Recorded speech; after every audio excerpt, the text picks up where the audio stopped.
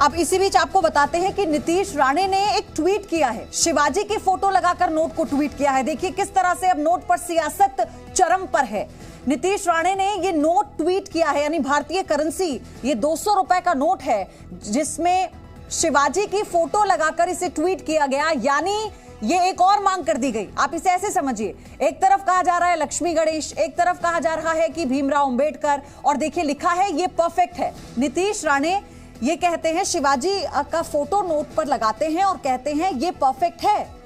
तो यानी एक और मांग की गई है उनकी तरफ से। और इसी के साथ देखिए इस पूरे मामले में अब सियासी पार्टियां हर तरफ से, चाहे राज्य की पार्टियां हो या फिर और तमाम विपक्षी पार्टियां हो या फिर बीजेपी हो, लगातार सब लोग अपनी अपनी बातें रख रहे हैं। रवि त्रिपाठी मेरे साथ जुड़ चुके हैं, मेरे सहयोगी। रवि, नीतीश राणे का ये लेटेस्ट ट्वीट हम दिखा रहे हैं। उन्होंने शिवाजी की फोटो लगाकर ट्वीट किया है नोट पर और कहा है ये परफेक्ट है।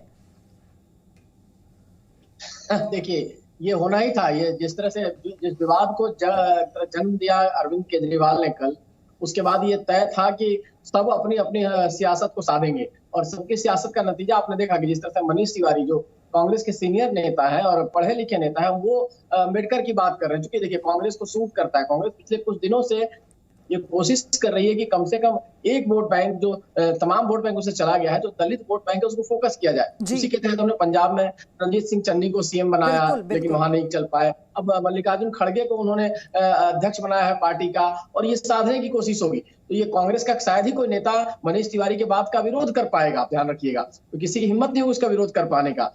उसी तरह से नीतीश राणे हैं, उनको महाराष्ट्र की राजनीति में शिवाजी सूट करते हैं, तो वो शिवाजी की बात करेंगे। हो सकता है आने वाले समय में कोई और राज्य की तरफ से कुछ और भी डिमांड आ जाए। तो कहीं ना कहीं ये विवाद को जन्म दिया गया है जिसका कोई मतलब नहीं है, और सिर्फ राजनीति से मतलब है इसका। क्योंकि गुजरात चुनाव है, अरविंद केजरीवाल को लगता है कि वहां हिंदू कार्ड अगर नहीं खेलेंगे तो वहां फायदा नहीं होने वाला है। तो एक कहीं ना कहीं हिंदू कार्ड उन्होंने खेला है गुजरात चुनाव को देखते हुए।